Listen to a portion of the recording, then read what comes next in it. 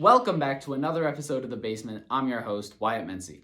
Yankee Stadium has become a COVID-19 vaccine megasite, which is great, but as we all know, for every action, there's an equal and opposite reaction. So they decided to let 25,000 people into the Super Bowl. And then they also decided to thank all the healthcare workers for fighting COVID-19 by giving them 25,000 new patients. In other news, a mom was accused of leaving her newborn in the toilet, which is terrible, but why is no one asking how or why the newborn was in the toilet? Scientists figured out how to get a fish from fins to limbs with just one change, and here at the basement we actually have a picture of the fish. And New Zealand is telling tourists to stop copying each other's travel photos, which is insane because we're in a pandemic. And that is New Zealand's number one concern. That is how well they're doing. That's what's making headlines. That's ridiculous.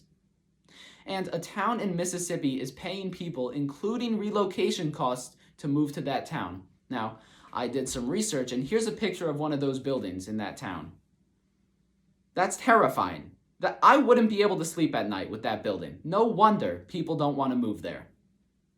And word has come out about a documentary about Gulianni's infamous press conference at Four Seasons Total Landscaping. Gulianni will be played by this thing.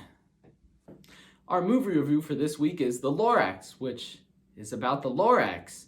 And in case you don't know, he speaks for the trees. And he's super annoying, and I hope he gets stung by a million bees.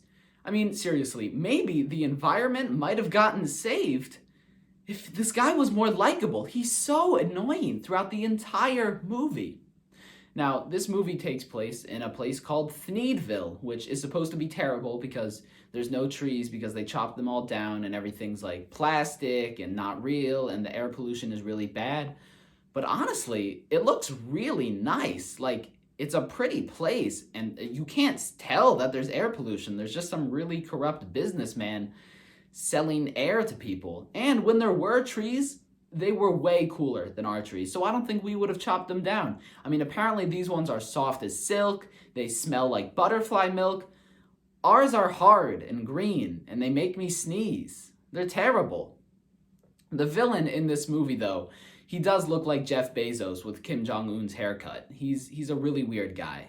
And he has an assistant who has a mustache that is just a little too small, where it almost looks like someone else's mustache that it's not really supposed to look like.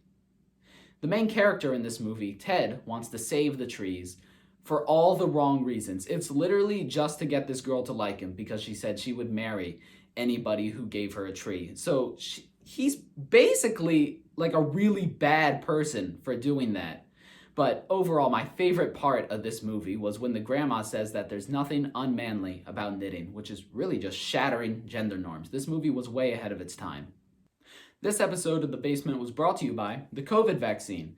And we here at The Basement have prepared a list of things that if you've done, you don't need to worry about what's in the vaccine.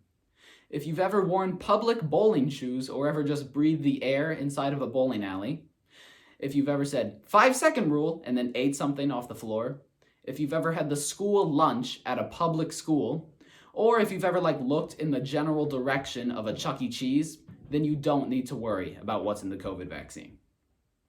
Thanks for watching another episode of The Basement. I'm your host, Wyatt Menci, and don't forget to let me know what movie you want me to review next down in the comments. I'll see you next time.